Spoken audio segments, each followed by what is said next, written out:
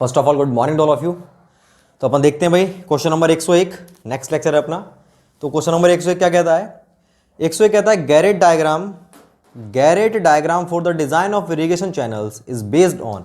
तो Garret diagram किस पर आधारित थे? हमारे कैनेडी थ्योरी पर आधारित थे। ये मैं आपको बता चुका हूं। तो कैनेडी थ्योरी पर आधारित थे हमारे Garret diagram. Question number 102, Garret diagram have been drawn for. तो गैरेट डायग्राम उन्होंने क्या माना था? उन्होंने एक ट्रेपेजॉइडल सेक्शन माना था गैरेट डायग्राम बनाने के लिए, और उसकी स्लोप कैसी मानी थी? Half horizontal. मतलब अगर आधा मीटर हॉरिजॉन्टल चलोगे तो 1 मीटर वर्टिकल। तो ये स्लोप इस तरह से आएगी इसकी। कैसी स्लोप आएगी इसकी? ऐसी स्लोप आएगी, आधा मीटर हॉरिजॉन्टल और 1 मीटर वर्टिकल। तो हाफ इन वन बोलेंगे अपन इसको, हॉरिजॉन्टल वर्टिकल। तो इसका क्या आएगा इसमें? A trapezoidal section, a trapezoidal channel with side slope half horizontal and 1 vertical. बात क्लियर है कि नहीं? सी नहीं आएगा, ऑप्शन बी आएगा हमारे 102 में, बी आएगा। क्वेश्चन नंबर 103 क्या कहता है? 103 कहता है भाई the term initial regime and final regime are used in which of the following theories. तो भाई जो हमारे कैनेडी थे, कैनेडी ने केवल क्या है, जितने भी चैनल थे सबको रिजिम मान लिया, सारे रिजिम चैनल है। लेकिन लेसी ने क्या बोला कि हमारे 3 रिजिम होते हैं। एक तो स्टार्ट में जो हमारा चैनल चल रहा है, चैनल के स्टार्ट में सिल्टिंग स्कोरिंग नहीं हो रही, तो उसको बोल दिया कैनेडी ने। तो चाहे स्टार्ट में हो रही है, चाहे यहां पर नहीं हो रही, चाहे कहीं पर नहीं हो रही, उस पूरी चैनल के किसी भी सेक्शन पर सिल्टिंग और स्कोरिंग नहीं हो रही, तो उन्होंने कैनेडी ने बोल दिया था कि भाई ये रिजिम चैनल है। लेकिन लेसी ने ऐसा नहीं कहा। लेसी ने कहा अगर स्टार्ट में नहीं हो रही है, बाद में हो रही है, तो उसको बोलेंगे इनिशियल रिजिम। अगर स्टार्ट में हो रही है स्कोरिंग सिल्टिंग लेकिन एंड में नहीं हो रही, तो उसको बोलेंगे फाइनल रिजिम। और थ्रू आउट द लेंथ नहीं हो रही, तो उसको बोलेंगे ट्रू रिजिम। तो ये थ्योरी किसने दी थी? हमारे लेसी ने दी थी। और लेसी थ्योरी केवल फाइनल या ट्रू के लिए वैलिड है, इनिशियल रिजिम के लिए वैलिड नहीं है। तो लेसी के अनुसार 103 में क्या आएगा हमारा? ये थ्योरी, ये किसने दी थी थ्योरी, इनिशियल और फाइनल रिजिम? ये दी थी लेसी ने। तो 103 में आएगा हमारा C. Question number 104, Lacey's regime theory is not applicable to a canal in. मैंने बताया था अभी आपको कि ये लेसी थ्योरी किसके लिए वैलिड नहीं है? इनिशियल रिजिम के लिए वैलिड नहीं है, फाइनल के लिए वैलिड है, ट्रू के लिए वैलिड है। Question number 105, Lacey in his theory assumed that the silt is kept in suspension due to eddies generated from. मैंने आपको बताया था जब मैं कैनेडी क्वेश्चन करवाया था, कैनेडी ने क्या बताया? एडी केवल बॉटम से जनरेट होंगी। लेसी ने बताया बॉटम से भी होंगी और साइड स्लोप से भी जनरेट होंगी, मतलब कंप्लीट पैरामीटर से जनरेट होंगी, पेरीमीटर से जनरेट होंगी साइड स्लोप, वो एडीज। तो इसके अनुसार क्या आएगा हमारा 105 में? Bed only, side only, whole perimeter, all of the, complete आएगा, all of the above. Question number 106,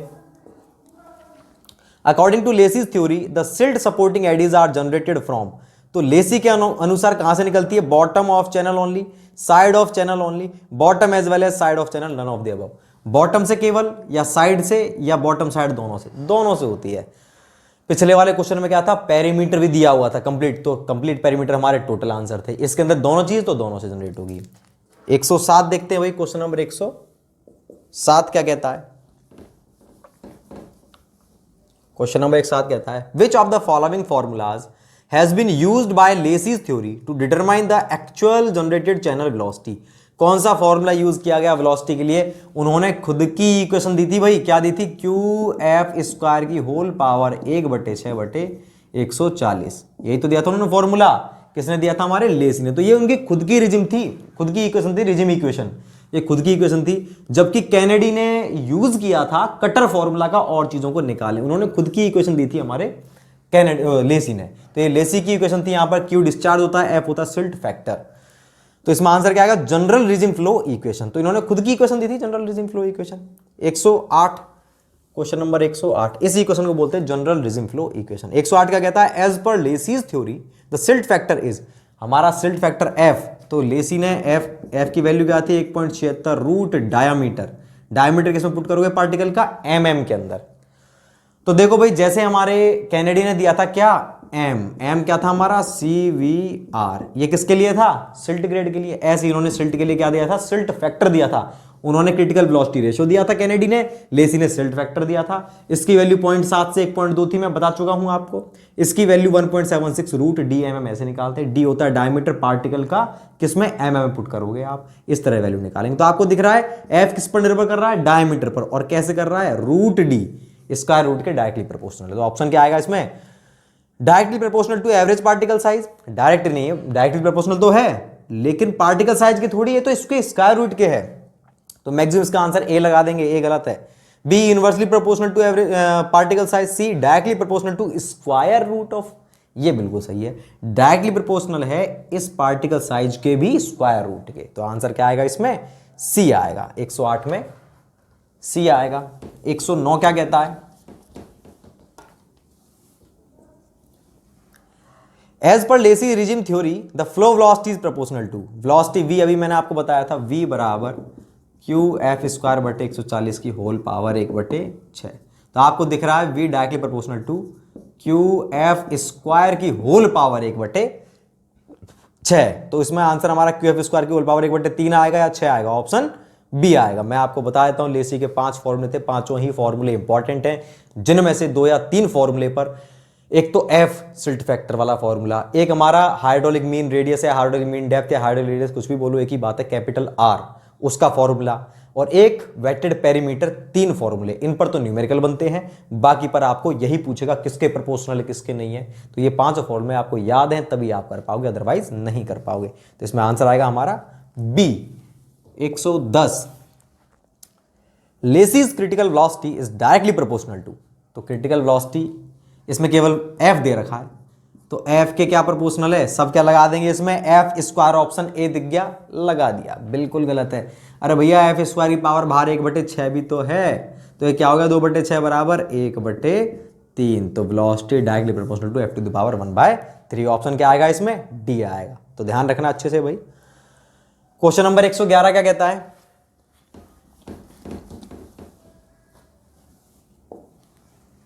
the weighted perimeter P of a stable channel is proportional to, weighted perimeter का फॉर्मूला क्या होता था? 4.75 रूट क्यू। तो यहां पर P किसके proportional है? रूट क्यू के प्रोपोर्शनल है। तो आंसर क्या आएगा इसमें हमारा? ऑप्शन बी आएगा। 111 में बी। तो ये फॉर्मूले कितने इंपॉर्टेंट है आपको समझ में आ रहे होंगे। जब तक फॉर्मूला याद नहीं है, हमें कुछ रिलेशनशिप याद नहीं है। Lacey's regime scour depth is given by, scour depth R dash क्या होती थी? 1.35 क्यू स्क्वायर बाय एफ की होल पावर 1/3। ऑप्शन कौन से? तो भाई फॉर्मूले में तो कुछ बताने का है नहीं, तो इसमें आपको दिख रहा है ए में स्क्वायर नहीं है भाई, बी और डी में 1/6 पावर है, वो भी गलत है। आंसर क्या आएगा? सी आएगा, क्यू स्क्वायर बाई एफ की होल पावर 1/3। यहां पर क्यू जो है डिस्चार्ज नहीं होता। मान लो हमारे जो चैनल की जो विड्थ है वो बी है, ठीक है, तो डिस्चार्ज हमारा क्या होता है? क्यू होता है। उस डिस्चार्ज में अगर मैं इस विड्थ का भाग दे दूं तो उसको क्या बोलेंगे? डिस्चार्ज पर यूनिट विड्थ बोलेंगे। यही हमारा क्या होता है? Small Q. बात क्लियर है कि नहीं? तो स्मॉल क्यू को आप कैपिटल क्यू से कंपैरिजन मत करना, ये और ये दोनों अलग चीजें। ये डिस्चार्ज है, ये डिस्चार्ज पर यूनिट विड्थ है।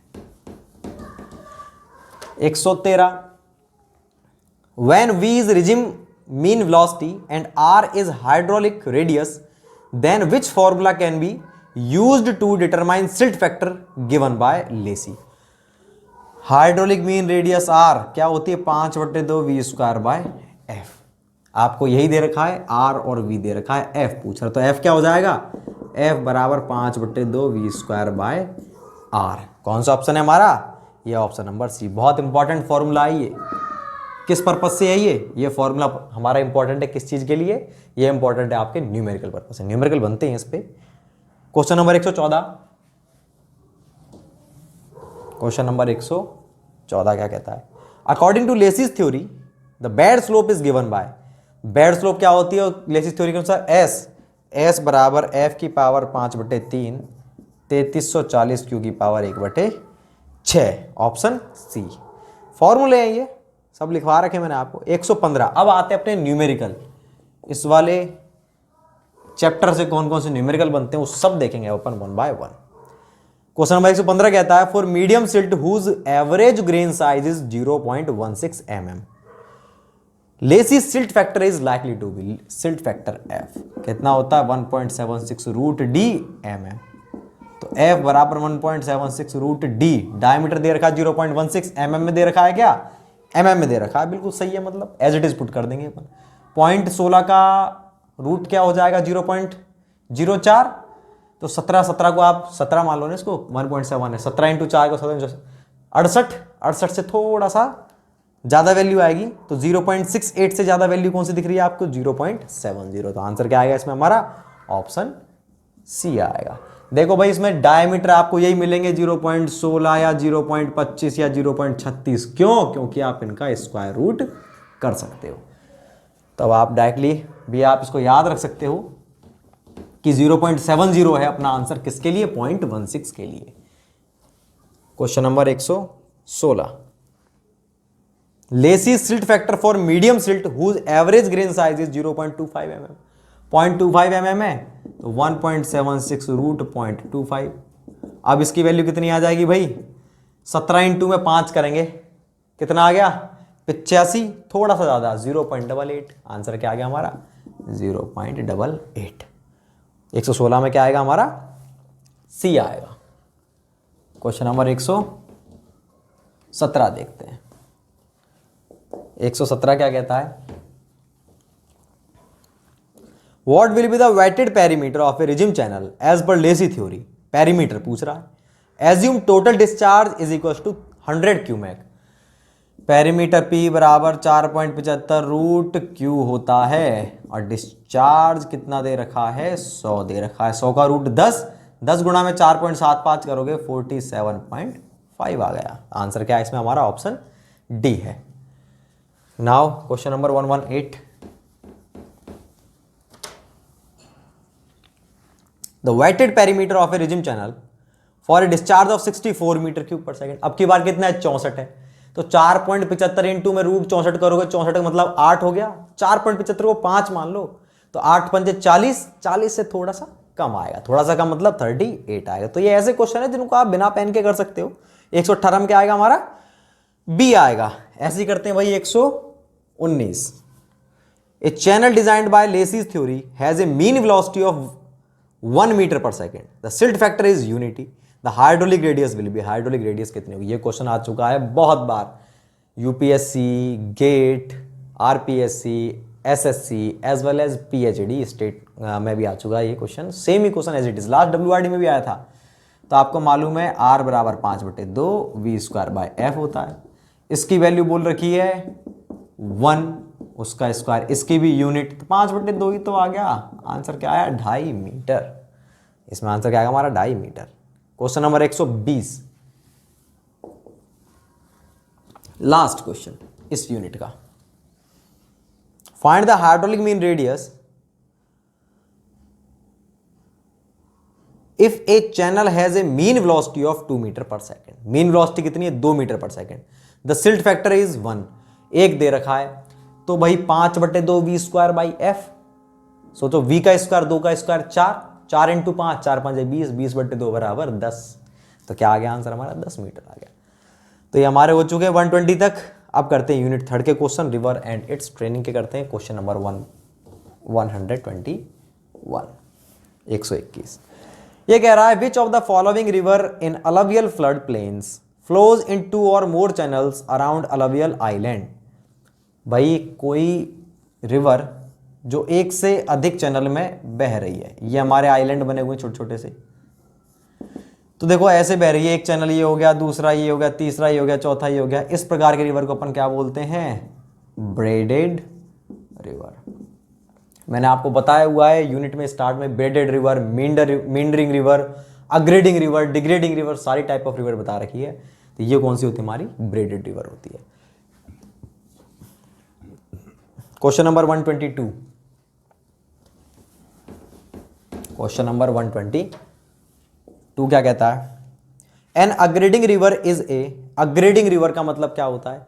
ये वो रिवर होती हैं जिनकी स्लोप टाइम के साथ साथ क्या है? बढ़ जाती है। अग्रेडिंग रिवर, बैड स्लोप पहले ये थी, बाद में क्या हो गई उसकी स्लोप? ये हो गई। तो पहले ये थी, अब ये हो गई। ये कैसे होगा?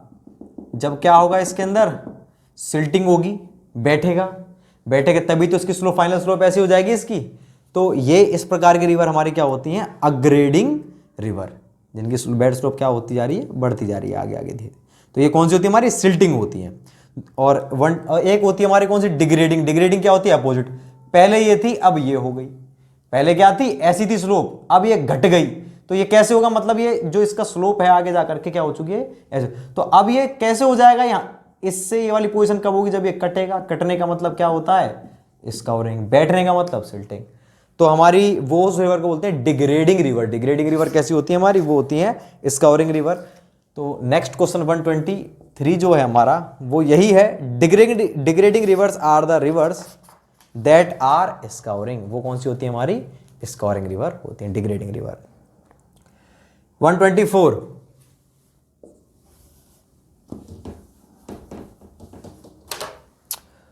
The main cause of meandering is, meandering का मतलब क्या होता है, हमारी नदी ऐसे थी, हमने 20 साल बाद देखा नदी ऐसे हो गई। ऐसे क्यों हो गई, जो ये हिस्सा था पानी जो सीधे जा रहा था वो इस किनारे पे ज्यादा पड़ रहा था, इस वाले किनारे पे यूं सीधा स्टक कर रहा था। धीरे धीरे टर्बुलेंस फ्लो के कारण इसने अपना एक रास्ता बना लिया नीचे नीचे। बाद में वो जो पानी था इस सामने वाले हिस्से को मिल चुका है। अब इधर तो क्या हो जाएगी, सिल्टिंग, ये तो बंद हो जाएगा रास्ता और ये वाला खुल जाएगा। इस प्रोसेस को अपन बोलते हैं नदी के किसी भी हिस्से में एस कर्व का बनना। ये एस है, एस कर्व का बनना मींडर कहलाता है। इस प्रकार की रिवर को बोलते हैं मींडरिंग रिवर। तो क्यों होता है, बहुत ज्यादा एक्सेसिव टर्बुलेंस के कारण।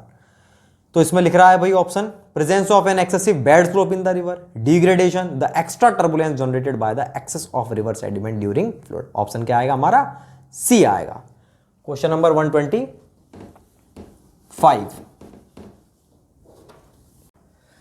तो भाई क्या कहता है ये क्वेश्चन हमारा, देखो, the meander pattern of a river is developed bye.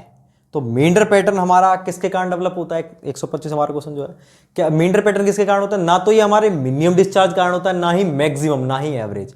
Average थोड़ा ज्यादा होता है, उसे डोमिनेंट डिस्चार्ज बोलते हैं, उसके कारण हमारा ये पैटर्न डेवलप होता है। अब हम देखते हैं 126 देखते हैं, क्वेश्चन नंबर 126 क्या कहता है। ये कहता है a meander, select the correct statement. Correct statement अपन को देखना है। A meander increases the river length but a cut off reduces the river length. Meander तो बढ़ाता है, कट ऑफ बढ़। देखो भाई मान लीजिए ये हमारा मींडर बन चुका है, तो देखो मींडर क्या कर रहा है, इसकी लेंथ ये ज्यादा हो गई। अब धीरे धीरे क्या हुआ कि ये जो हिस्सा है इस वाले कोने पर पानी स्टक कर रहा है सीधा, और वो हिस्सा सीधा आ गया इस तरह से, और उसने क्या कर दिया, ये एक सीधा चैनल बना दिया। अब पानी ऐसे जाने लग रहा है, ये वाला रास्ता बंद हो गया। तो ये तो था हमारा क्या, मींडर, और ये क्या थी, ये है कट ऑफ। अब आप खुद बताओ, मींडर क्या कर रहा है, लेंथ को बढ़ा रहा है, और कट ऑफ क्या करता है, लेंथ को घटाता है। तो इसमें अपन को करेक्ट ढूंढना है। अब आप बताओ कौन सा होगा।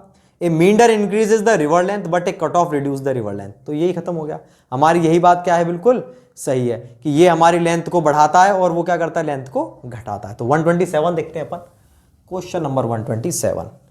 ये कहता है meander ratio in an alluvial meandering river is given by. तो मींडर रेशो क्या होता है, देखो भाई ये जो लेंथ थी ना यहां से यहां तक की, इसको बोलते हैं अपन मींडरिंग लेंथ, और ये जो दूरी है ये, इसे क्या बोलते हैं, चौड़ाई, मींडरिंग विड्थ या मींडरिंग बेल्ट। तो मींडरिंग रेशो क्या होता है हमारा, मींडरिंग विड्थ और मींडरिंग लेंथ का रेशो होता है। तो ध्यान रखना भाई, मींडरिंग विड्थ टू लेंथ है, लेंथ टू विड्थ नहीं, और ये रेशो होता है, परसेंटेज में नहीं होता। तो आप देखो इसमें आंसर क्या आएगा, meandering length to meandering width, meandering width to meandering length, बिल्कुल सही है। तीसरा देखो सी, 100 से मल्टीप्लाई हो रहा है, वो नहीं होगा। हमारा आंसर क्या आएगा, ऑप्शन बी आएगा। यहीं से मैं आपको एक चीज और बताता हूं, एक चीज और होती है हमारी, वो होती है टॉर्चियोसिटी। ये क्या होता है, देखो भाई ये इसकी लेंथ कौन सी है, कर्व्ड लेंथ। अगर मैं इसके अलोंग चलूंगा तो ऐसे ही जाऊंगा, ये होगी मेरी कर्व्ड लेंथ। मान लो ये ए, ये बी पॉइंट है, ये सी और डी, तो मैं ऐसे चला ए बी सी डी, ये इसकी कर्व्ड लेंथ हो गई, ठीक है। और अगर मैं सीधा चलूंगा इस पॉइंट से यहां तक, ये गया, मतलब ये लेंथ, इसको आप एक्स मान लीजिए, ये कौन सी है, एक्सियल लेंथ। तो कर्व्ड लेंथ और एक्सियल लेंथ का जो रेशो होता है उसको क्या बोलते हैं, टॉर्चियोसिटी। अब आप सोच सकते हो कि टॉर्चियोसिटी की वैल्यू हमेशा एक से ज्यादा होगी, कम होगी, बराबर होगी, क्या होगा। अरे भाई कर्व्ड लेंथ हमेशा क्या होगी, ज्यादा होगी, ये वैल्यू हमेशा ज्यादा होगी, एक्सियल लेंथ हमेशा कम होगी। तो इसका रेशो हमेशा क्या होगा, एक से ज्यादा होगा। ये होता है हमारा टॉर्चियोसिटी, कर्व्ड अपॉन में एक्सियल। तो इससे रिलेटेड था इसलिए मैंने आपको यही बता दिया। अब अपन देखते हैं भाई क्वेश्चन नंबर 128 क्या कहता है। Tortuosity of a meandering river is the ratio of, आगे tortuosity, meander belt to meander length, ये तो हमारा मींडरिंग रेशियो होता था। Meander length to meander belt, बिल्कुल गलत। Curved length along the channel to the direct axial length of the river reach, बिल्कुल सही है, कर्व्ड टू डायरेक्ट लेंथ होता है हमारा, option C. 129 tortuosity of a meandering river is given by, is always tortuosity हम पढ़ चुके हैं, हमेशा क्या होगी, एक से ज्यादा होगी, हमेशा क्या होगी, एक से ज्यादा होगी, greater than 1। Question number 130, question number 130 देखिएगा आप। A river training work is generally required when the river is, river training जो होती है, ट्रेनिंग का मतलब होता है रिवर में जितना हमारा डिस्चार्ज है, उसकी डेप्थ है, उन सबको मेंटेन रखना, स्लोप को, उसके बेड लेवल को, सारी चीजों को मेंटेन बनाए रखना, जैसा प्रकृति ने हमको दिया था उसको हम मेंटेन रखना चाहते हैं। मेंटेन रखने के लिए हम जो भी स्ट्रक्चर बना रहे हैं, जो भी कुछ काम कर रहे हैं, उसे बोलेंगे रिवर ट्रेनिंग वर्क्स। वर्क्स का मतलब होता है स्ट्रक्चर। तो रिवर ट्रेनिंग वर्क हमारी 3 प्रकार की होती है रिवर ट्रेनिंग, लो रिवर ट्रेनिंग, मीडियम और हाई। लो का मतलब है डेप्थ, कम से कम पानी की डेप्थ को बनाए रखना, इससे कम नहीं होनी चाहिए। क्यों करेंगे हम लो रिवर ट्रेनिंग को, ताकि हम उसमें नाव को चला सकें। अगर पर्टिकुलर डेप्थ से कम पानी हो तो नाव नहीं चल पाएगी। मीडियम क्यों करते हैं हम, मीडियम इसलिए करते हैं कि उसके अंदर वेलोसिटी प्रॉपर मेंटेन रहे, ताकि जो पार्टिकल है पानी के अंदर वो नीचे बैठ ना जाए, सिल्टिंग ना हो जाए। सिल्टिंग हो जाएगी तो भर जाएगी नदी हमारी। और एक करते हैं हम हाई रिवर ट्रेनिंग, वो किस लिए करते हैं कि पानी हमारा बाहर ना चला जाए, तो उसके लिए भी हमको कुछ ना कुछ उपाय करना पड़ेगा, उसको बोलते हैं हाई रिवर ट्रेनिंग। वो किसके लिए करते हैं, फ्लड को कंट्रोल करने के लिए। तो रिवर ट्रेनिंग की बात कर रहा है, किसके लिए करते हैं, रिवर ट्रेनिंग केवल और केवल मींडरिंग टाइप रिवर के लिए होती है, अग्रेडिंग डिग्रेडिंग के लिए नहीं होती। तो आपको ध्यान रखना है 130 में क्या आएगा, ऑप्शन हमारा सी आएगा। अब देखते हैं क्वेश्चन नंबर 131, ये क्या कहता है, temporary spurs are also called. मैंने आपको बताया था रिवर ट्रेनिंग के लिए हम कुछ स्ट्रक्चर्स बनाते हैं, उनको बोलते हैं रिवर ट्रेनिंग वर्क्स। काफी सारे बनाते हैं। एक होता है इसमें हमारा स्पर या ग्रेन्स, ठीक। स्पर या ग्रेन्स ये क्या होते हैं, कुछ नहीं, हमने रिवर की डेप्थ को बढ़ाना है। मान लो पानी यूं जा रहा है, मेरे को उसकी डेप्थ बढ़ानी है, तो मैंने क्या कर दिया, सामने उसके एक दीवार सी बना दी, ठीक है। तो पानी जाएगा, उस दीवार से टकराएगा, अब धीरे धीरे पानी का लेवल बढ़ेगा, अब दीवार को कूद करके जाएगा। तो दीवार को देखते तो पानी का लेवल कम है। अगर ये दीवार है मेरी, तो देखो ये मेरा बेड है, तो पानी का लेवल ऐसे ही तो होगा। तो इधर तो लेवल मेरा बढ़ गया, जबकि पहले क्या था, पहले इतना लेवल था पानी का, दीवार बनाते ही अब इतना हो गया, तो हेडअप हो गया वाटर। ये जो मैंने दीवार बनाई है ना इस तरह से, अब मैं ऊपर से देख रहा हूं, ये तो मैं सामने से देख रहा था, ऊपर से देख रहा हूं तो दीवार मेरी ऐसे बनी हुई है, पानी ऐसे आ रहा है। तो ये जो होते हैं इनको बोलते हैं हम स्पर या ग्रेन। ये कैसे बनाते हैं, कई प्रकार के होते हैं। आप इसको मार्जिनल बंड होता है एक हमारा, जिसको लीवी बोलते हैं। मार्जिनल बंड का मतलब क्या है, वो भी दीवार होती है। हमारी रिवर ऐसे थी और आपने क्या किया, रिवर के दोनों तरफ इस तरह से ऊंची ऊंची दीवार बना दी। काफी रिवर की जो हाइट थी वो थी 5 फीट, आपने 15-15 फीट की दीवार बना दी, यूं ढक दिया पूरा, बिल्कुल रिवर के लेंथ के अनुसार। क्यों बना दिया आपने, कि पानी इन दीवार को कूद के इलाके में ना जाए। ये पूरी लेंथ बनाएंगे रिवर की में, बिल्कुल नहीं। कहां बनाएंगे, जहां पर आसपास में घनी आबादी है, उस जगह पर अपन कि भाई पानी जब बाढ़ आए तो बाहर नहीं चला जाए, इसलिए अपन दीवार, उनको बोलते हैं मार्जिनल बंड। तो बंड का मतलब दीवार होता है। ग्रेन, इस पर ये भी दीवार होती है। तो ये टेम्पोररी भी हो सकती है दीवार है हमारी, और हमारी ये परमानेंट भी हो सकती है। परमानेंट का मतलब चिनाई कर दिया आपने ईंट की या स्टोन की या आरसीसी की बना दी। और टेम्पोररी क्या किया आपने, देखा होगा क्या करते हैं गाँव में, जो नदी होती है उसमें हम बोरी होती है हमारी, बोरी सीमेंट के कट्टे, उसके अंदर क्या करते हैं हम, बजरी भर के या मिट्टी भर के, और फिर उन कट्टों को रख देते हैं अपन ऐसे। तो कट्टों की दीवार बना दी, वो टेम्पोररी तो है, उसको कट्टे को उठा के फेंक दो आप, टेम्पोररी हो तो वो भी हमारा ग्रेन्स कहता है उसको अपन। जो अगर आप कट्टे रख रहे हो तो उसको बोलते हैं बैंडलिंग। बैंडलिंग का मतलब आपने बंडल बना दिया, गट्ठर बना दिया। तो देखो ये कह रहा है temporary spurs are also called, उनको अपन बंड्स बोलते हैं। मैंने बताया अभी आपको, टेम्पोररी स्पर्स को क्या बोलते हैं अपन, बंड्स कहते हैं। और परमानेंट कौन से होते हैं हमारे, वियर हुए, कोई दीवार बैराज हुई, ये सारे हमारे परमानेंट होते हैं। क्वेश्चन नंबर 132 क्या कहता है, an attracting groyne in a river is. Attracting groyne क्या होता है, देखो हमारी ये रिवर थी, तो ग्रेन हमारे 3 प्रकार के बनते हैं। एक तो नॉर्मल, बिल्कुल 90 डिग्री, पानी यहां से आ रहा है, यहां को जा रहा है। एक आपने अप स्ट्रीम है, ये है डाउन स्ट्रीम। जहां पर मैं खड़ा हूं उसके ऊपर की तरफ देख रहा हूं तो अप स्ट्रीम, उसके नीचे की फ्लो के नीचे की तरफ देख रहा हूं तो डाउन स्ट्रीम कहलाएगा। एक मैंने ये बनाया कैसा, ग्रेन इधर की तरफ अप स्ट्रीम की तरफ, एक मैंने डाउन स्ट्रीम की तरफ। अगर आपने ये वाला बनाया है अप स्ट्रीम की तरफ वाला, तो पानी देखो यूं आके और इससे दूर जा करके यूं जाएगा, इसको बोलते हैं रिपेलिंग। तो ये पानी को फेंक रहा है दूर। रिपेलिंग का मतलब क्या, प्रतिकर्षित। अगर ये वाला बनाया है मैंने तीनों को एक डायग्राम दिखाया, ये वाला बनाया तो पानी यूं आ करके और यूं जाएगा, इसको बोलते हैं अपन एट्रैक्टिव, क्योंकि किनारे की तरफ पानी को लाएगा। ये अपना नॉर्मल है 90 डिग्री पे। तो बताओ मेरे को, ये रिपेलिंग ग्रेन हमारा किधर तरफ होता है, इसका सीड्स, इसका सीड्स होता है अप स्ट्रीम की तरफ, इसका सीड्स कहां होता है डाउन स्ट्रीम की तरफ। अब देखो क्या कह रहा है 132, an attracting groyne in a river is, क्या आएगा इसमें, perpendicular to the blank, incline towards upstream, incline towards downstream. तो कहां पे उठ रहा है, अट्रैक्टिव डाउन स्ट्रीम की तरफ झुका रहता है, उसे बोलते हैं अपन अट्रैक्टिंग ग्रेन। 133 क्या कहता है, ये कहता है ए रिपेलिंग ग्रेन इज, रिपेलिंग मतलब प्रतिकर्षित की तरफ होता है, इसका सीड्स ऊपर की तरफ देखता है, pointing upstream, pointing down, pointing upstream, किधर तरफ देखेगा ये, अप स्ट्रीम की तरफ झुका होता है। तो 133 में क्या आएगा हमारा, ऑप्शन ए आएगा।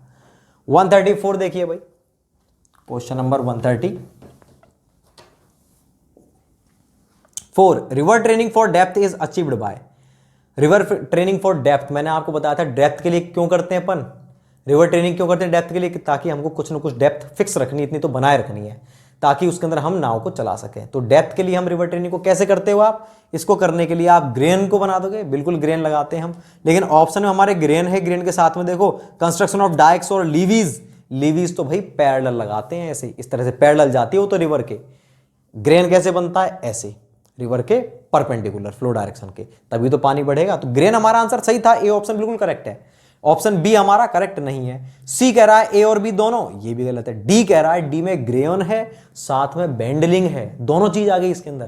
तो अब हमारा एप्रोप्रिएट आंसर कौन सा है, डी है, ग्रेन एंड बेंडलिंग। बेंडलिंग का मतलब मैंने आपको बताया था, कट्टे भर के लगा दिए या आपने लकड़ी के कुछ डंठल पटक दिए, वो बेंडलिंग होता है हमारा। तो दोनों के द्वारा अपन हेडअप करते हैं वाटर को, पानी के लेवल को बढ़ाते हैं। इसमें हमारा एप्रोप्रिएट आंसर, एग्जैक्ट आंसर कौन सा होगा, ऑप्शन डी। मान लो ऑप्शन डी की जगह कुछ और लिखा रहता, हमारा ऑप्शन डी की जगह रेगुलेटर लिखा होता, तो आंसर हमारा ए आता, लेकिन ऑप्शन ए और सी डी दोनों है इसमें, तो डी ऑप्शन हमारा करेक्ट है। Question number 135, main purpose of mean water training for river is, मैंने बताया था आपको, एक होता है लो, एक होता है मीडियम या मीन, एक होता है हाई। लो क्यों करते हैं कि कम से कम इतनी डेप्थ हमको बना के रखनी है, किसके लिए, नेविगेशन, मतलब नाव चलाने के लिए। हाई किस लिए करते हैं कि भाई आसपास में हम दीवार वगैरह बना देंगे जिससे बाढ़ के दौरान पानी इधर उधर ना जाए, मतलब हाई रिवर ट्रेनिंग क्यों कर रहे हैं, फ्लड कंट्रोल या डिस्चार्ज के लिए, डिस्चार्ज कंट्रोल के लिए। मीडियम क्या करते हैं भाई, पानी की डेप्थ ना तो बहुत हाई है ना बहुत कम है, मतलब मीडियम है। मीडियम है तो हम इसमें वेलोसिटी इतनी रखेंगे कि बहुत कम वेलोसिटी ना हो जाए, बिल्कुल धीरे ना हो जाए पानी का प्रवाह, धीरे हो गया तो सेडिमेंट जो है पानी में वो नीचे बैठ जाएंगे और सिल्टिंग हो जाएगी। तो सिल्टिंग वगैरह को रोकने के लिए अपन कौन सी करते हैं, मीडियम, मतलब क्या, वेलोसिटी को अपन इसमें देखेंगे। तो अब इसमें मीडियम पूछ रहा है। Main purpose of mean water training for river is flood control, बिल्कुल गलत। फ्लड कंट्रोल तो कौन सी होती है, हाई। आप इसके आगे लिख सकते हो के आगे high river training. B ed to provide sufficient depth of water in navigable channels during low water periods, ये तो हमारी कौन सी होती है, ये तो हमारी लो रिवर ट्रेनिंग होती है, इसके आगे आप लिख सकते हो। तीसरी कह रहा है to preserve the channel in good shape by efficient disposal of suspended and bed load. Suspended और bed load, suspended load bed load को इनको बाहर ले जाना, मतलब ये बैठ नहीं जाए, इनका डिस्पोजल का मतलब क्या है, इनको आगे ले जाना, उसके लिए करते हैं क्या, बिल्कुल सही है। ऑप्शन क्या आएगा इसमें हमारा 135 में सी आएगा। क्वेश्चन नंबर 136 क्या कहता है, 136 क्या कहता है, study the following statements, levees are constructed parallel to river flow.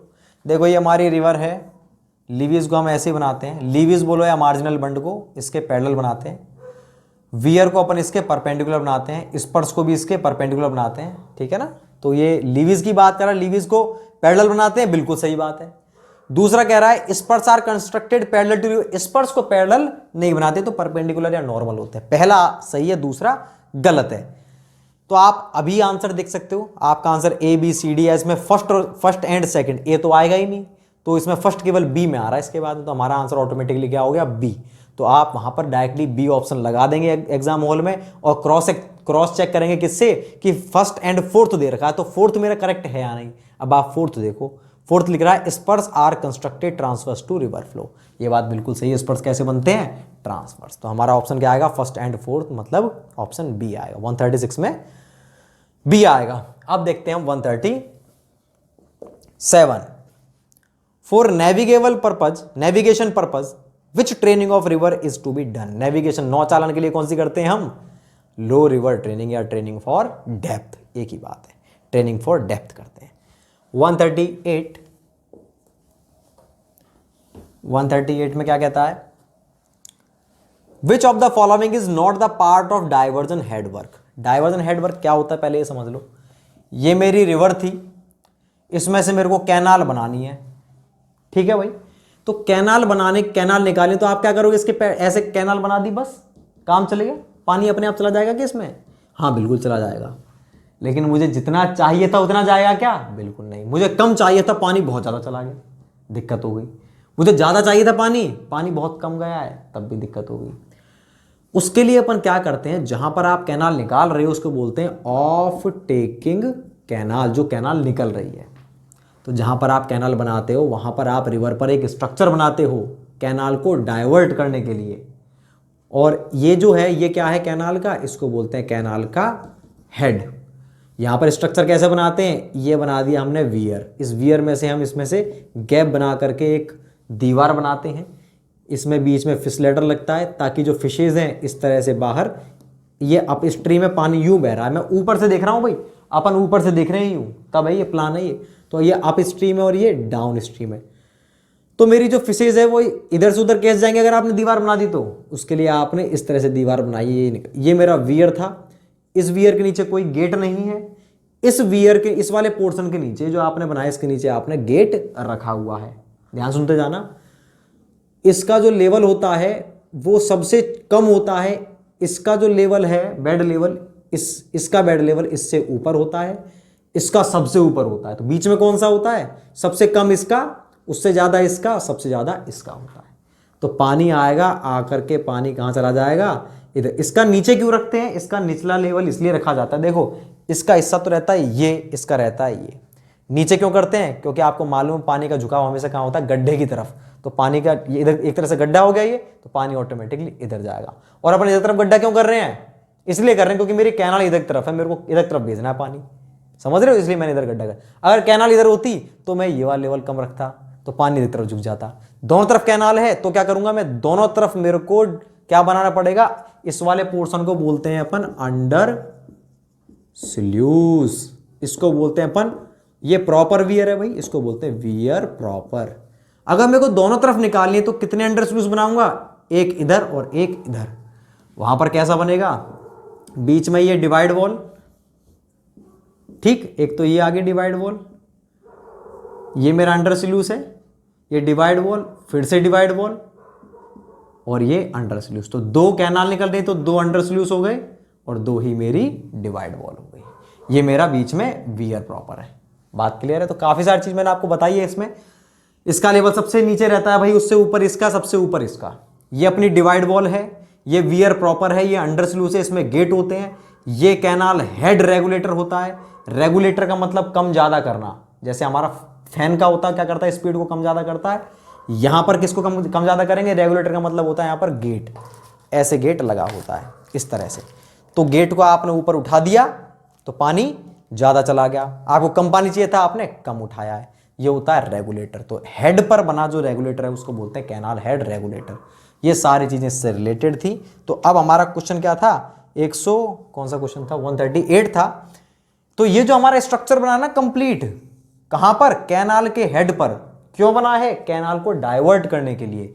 इस स्ट्रक्चर को बोलते हैं डाइवर्जन हेड वर्क्स। डाइवर्जन का मतलब डाइवर्ट करने के लिए बनाया हमने, हेड का मतलब कैनाल के हेड पर बनाया, वर्क्स का मतलब स्ट्रक्चर। तो DHW इसको शॉर्ट में बोलते हैं। DSW का मतलब क्या है, ये वो स्ट्रक्चर होते हैं जो कैनाल के हेड पर बनाते हैं कैनाल को डाइवर्ट करने के लिए। तो डाइवर्जन हेडवर्क में कह रहा है इनमें से कौन सा पार्ट नहीं है। पहला बैराज, बैराज बिल्कुल, बैराज का मतलब गेट, गेट होता है उसके अंदर। डिवाइड वॉल बिल्कुल होती है। हेड रेगुलेटर बिल्कुल होता है। डिस्ट्रीब्यूटरी, डिस्ट्रीब्यूटरी तो चीज ही अलग हो गई, कैनाल से आगे यहां से आपने एक छोटी कैनाल निकाल दी, उसको डिस्ट्रीब्यूटरी बोलते हैं। तो डाइवर्जन हेडवर्क का कोई पार्ट नहीं है डिस्ट्रीब्यूटरी। अब देखते हैं भाई अपन क्वेश्चन नंबर 139। तो 139 क्या कहता है भाई क्वेश्चन हमारा,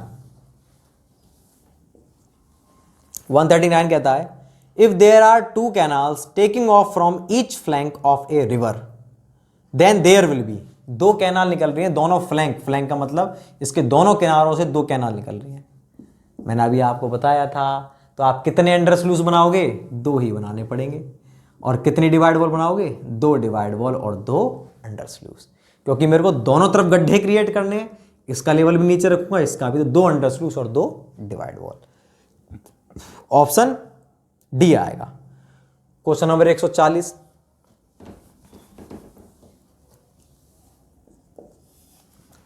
generally the weir is aligned at right angles to the direction of the main river because main river ये थी हमारी, उससे 90 डिग्री पर बनाते हैं वियर को। क्यों बनाते हैं 90 डिग्री पे? ये कह रहा है it ensures less length of the weir. बिल्कुल सही बात है। अगर आप ऐसे बनाओगे तो इसकी लेंथ कम लगेगी, कम लगेगी तो खर्चा भी कम लगेगा। अगर आप इसको किसी पर बनाते, देखो भाई 90 डिग्री से अगर मैं ऐसे बनाऊं चाहे ऐसे बनाऊं, तो ये दोनों ही चीज क्या हो गई? कर्ण हो गई, और कर्ण हमेशा लंब से अधिक होता है। पहला बिल्कुल सही है। It gives better discharging capacity. बिल्कुल सही बात है। इस केस में इसकी डिस्चार्जिंग कैपेसिटी क्या होती है? बहुत बेस्ट होती है। It is economical. भाई लेंथ कम लग रही है तो वो सस्ता भी होगा, इकोनॉमिकल होता है। तीनों ही ऑप्शन इसके करेक्ट है। 140 में क्या आएगा? ऑप्शन हमारा डी आएगा। 141, the main function of a divide wall is to. Divide wall का मेन फंक्शन क्या होता है? डिवाइड वॉल का कोई फंक्शन नहीं है, ये केवल हमारे जो अंडर स्लूस है और जो वियर प्रॉपर है इनको अलग करती है, इसके अलावा इसका कोई उद्देश्य नहीं है। तो इसमें कह रहा है control the silt entry in the canal. बिल्कुल नहीं। Prevent river flood from entering the canal. बिल्कुल नहीं। Separate the under sluices from weir proper. बिल्कुल सही है, अंडर स्लूस को वियर प्रॉपर से अलग करता है। 142, a divide wall is provided. Divide wall को कैसे प्रोवाइड करते हैं अपन? At right angle to the axis of weir. देखो भाई ये हमारी रिवर थी, ये हमारा वियर है और ये डिवाइड वॉल है। अब आप बताओ डिवाइड वॉल कैसे है? ये डिवाइड वॉल है हमारी, ये तो डिवाइड वॉल भाई हम कह सकते हैं रिवर के तो पैरेलल है और वियर के क्या है? परपेंडिकुलर है। तो पहला ऑप्शन है at right angle to the axis of weir, weir की एक्सिस के राइट एंगल। बिल्कुल सही बात है। और अगर हम कहें कि रिवर के पैरेलल, बिल्कुल सही बात है। तो हमारा ऑप्शन 142 में ए आ गया।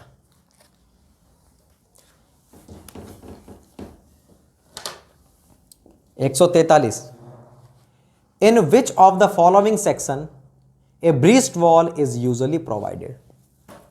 ब्रीस्ट वॉल का मतलब क्या होता है?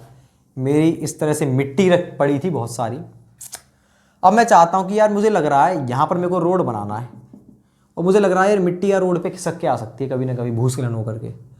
स्लोप ऐसी कैसी बनाए रखनी, तो मैं क्या करता हूँ बीच में एक दीवार बना देता हूँ। दीवार बनाने से अब ये मिट्टी का सेक्शन मेरा ऐसा हो गया, ठीक, यहाँ से मिट्टी हटा सकता हूँ मैं, तो स्लोप तो वही रही। अब इसने क्या बचाव कर दिया, तो इसको बोलते हैं अपन ब्रीस्ट वॉल। इसको क्या बोलते हैं? Breast wall. इसको अपन कहाँ बनाते हैं? जो मैंने आपको बताया था ना, हेड रेगुलेटर, यहां पर बनाया जाता है किसको? ब्रीस्ट वॉल को। तो ब्रीस्ट वॉल को अपन कहाँ बनाते हैं? हेड रेगुलेटर पर बनाते हैं। Question number 144,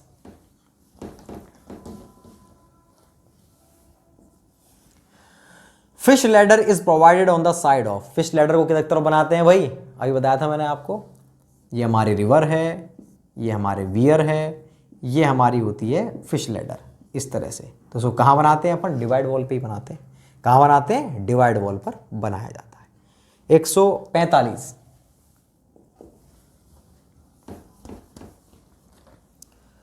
fish ladder is provided for. किस लिए बनाते हैं फिश लैडर? ताकि हमारी फिशेज अप स्ट्रीम से डाउन स्ट्रीम चली जाए। ऑप्शन देखो, कैचिंग फिश, फिश को पकड़ने के लिए बनाते हो क्या? बिल्कुल गलत। Fisherman to go up and catch fish, fisherman के लिए बनाते हैं, मछुआरे के लिए, आ जा भाई मछली को पकड़ जा। अरे बिल्कुल गलत है। हमें क्या मतलब मछुआरे से? सी है प्रोवाइडिंग पासेज टू फिश। मछलियों को, हमको मछली से मतलब है। क्यों?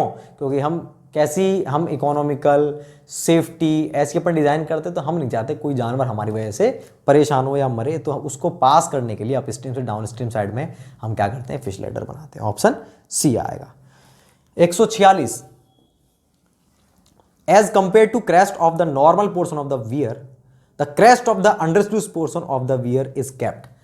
नॉर्मल पोर्शन ऑफ वियर से अंडर स्लूस का जो कैप, वो क्रेस्ट होता है, टॉप लेवल को क्रेस्ट लेवल बोलते हैं अपन, क्या होता है, नीचे होता है। अरे इसका तो सबसे ही नीचे होता है, सबसे ऊपर किसका, वियर प्रॉपर, उसके बाद में कैनाल, उसके बाद में ये अंडर स्लूस। तो क्या आएगा इसमें, lower level. 147,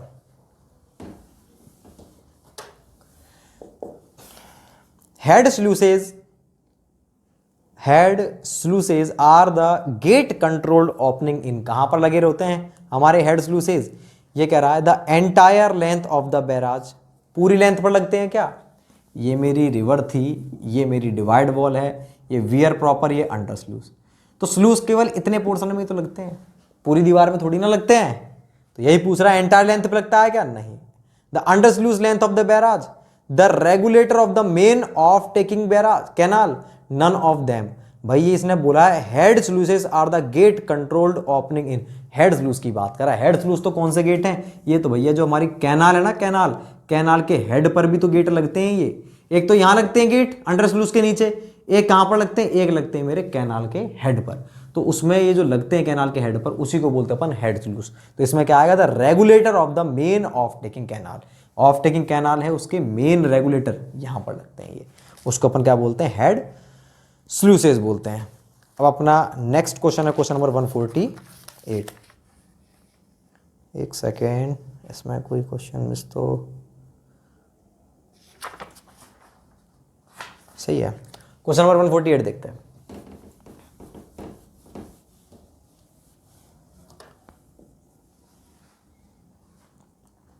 silt excluders are constructed on the, silt excluder, अब ये कंफ्यूजन को दूर करो, ये मेरी रिवर है, ये कैनाल है, ये है हमारा जो भी पोर्शन था वियर। तो सिल्ट एक्सक्लूडर एक तरह से आप समझो बाल्टी है हमारी, हमने बाल्टियां रखी हुई है नीचे, इधर से पानी यूं जा रहा है, यहां से पानी यूं जाएगा। तो हमें इसके अंदर कैसा पानी चाहिए, कैनाल में स्वच्छ पानी चाहिए, क्लियर वाटर, ठीक है। तो मैं क्या करूंगा, बाल्टियां मैंने कुछ तो यहां लगा रखी है ऐसे, इसमें सिल्ट फंसेगी, बाहर निकाल लूंगा उसको। ये जो डिवाइस है जो सिल्ट को बाहर निकाल रही है, जो रिवर में लगी हुई है, उसको बोलते हैं अपन सिल्ट एक्सक्लूडर, ठीक। तो ये किस में लगी हुई है, रिवर में, कहां पे, अपस्ट्रीम साइड, ठीक है ना। क्या कर रही है, सिल्ट को बाहर निकाल रही है। ऐसे ही मैंने लगाई हुई है यहां पे, ये भी हमारी सेम चीज है, लेकिन ये कहां लगा रखी है, कैनाल के बॉटम में। इसको अपन क्या बोलते हैं, इसको बोलते हैं सिल्ट इजेक्टर या सिल्ट एक्सट्रैक्टर, ठीक। जिसके पीछे ट्रैक्टर ही ट्रैक्टर आ रहा है ना, वो तो क्या है, हमारे कैनाल के बॉटम में लग रही है। जिसके पीछे एक्सक्लूडर आ रहा है वो रिवर में। अब बताओ ये क्या कर रही है, ये तो कर रही है जो हमारा रिवर कैनाल में जो हमारी सिल्ट है उसको बाहर निकाल रही है, ये रिवर की सिल्ट को बाहर निकाल रही है। अब क्वेश्चन देखो आप, 148 कह रहा है silt excluders are constructed on, कहां पर बनाते हैं, river bed upstream of head regulator, river के बेड में अपस्ट्रीम साइड में लगाते हैं। दूसरा है रिवर बेड डाउनस्ट्रीम, ये तो हमारे पता है कि एक्सक्लूडर रिवर में ही लगता है, कैनाल में नहीं लगेगा। अपस्ट्रीम या डाउनस्ट्रीम, अपस्ट्रीम साइड लगता है। तो हमारा आंसर क्या आ जाएगा, भाई पानी का फ्लो ऐसे है यू, ठीक है ना। तो हमारा इसमें आंसर आएगा ऑप्शन ए। तो ये आपको समझ में आ गया होगा। अब क्वेश्चन नंबर 149 देखते हैं। The silt exclusion device constructed on the bed of main canal, canal के बेड में लग रही है। Taking off from A head work is called, canal के बेड में कौन सी लगती है, एक्सक्लूडर या इजेक्टर, इजेक्टर लगती है। इसमें आंसर हो गया हमारा बी, बिल्कुल सही है, यहां तक कोई दिक्कत नहीं है। अब जो हमारा कंफ्यूजिंग क्वेश्चन है जिसका आंसर सभी गलत करके आते हैं और जो मैक्सिमम को, ये क्वेश्चन आपको हर जगह मिल जाएगा, गेट में, ईएस, हर जगह मिल जाएगा आपको, एसएससी में, आरपीएससी। देखो भाई, entry of silt into the canal is controlled by, सब देखते कैनाल नाम पढ़ते क्या आंसर लगा दिया, कैनाल पढ़ते सिल्ट एक्सट्रैक्टर, सिल्ट इजेक्टर ये लगा दिया, ठीक। सिल्ट एक्सट्रैक्टर लगा दिया, इसमें इंजेक्टर लिख रहा है, इजेक्टर नहीं है वो, तो सब बी लगा देंगे, बिल्कुल गलत है भैया। दोबारा पढ़ो क्वेश्चन क्या कह रहा है, entry of silt into the canal is controlled by, canal में सिल्ट की एंट्री को कौन रोक रहा है। अरे भाई ये तो क्या करता था, ये तो जो पहुंच गया ना कैनाल में उसको बाहर निकाल रहा है, इसके अंदर जाने से कौन रोक रहा है, यही तो रोक रहा है। हमने क्यों लगा रखे हैं ये, ताकि जो सिल्ट है ये आगे नहीं जाए कैनाल में। तो कैनाल में सिल्ट को जाने से कौन रोक रहा है? Silt excluder, not silt ejector. बात क्लियर है क्या? नहीं तो इसमें आंसर क्या आएगा हमारा? ऑप्शन ए आएगा, सिल्ट एक्सक्लूडर। तो हमारे तीसरी यूनिट के भी हो चुके हैं क्वेश्चंस। अब हम देखते हैं फोर्थ यूनिट के क्वेश्चंस। क्वेश्चन नंबर 151 देखते हैं अपन। Question number 150।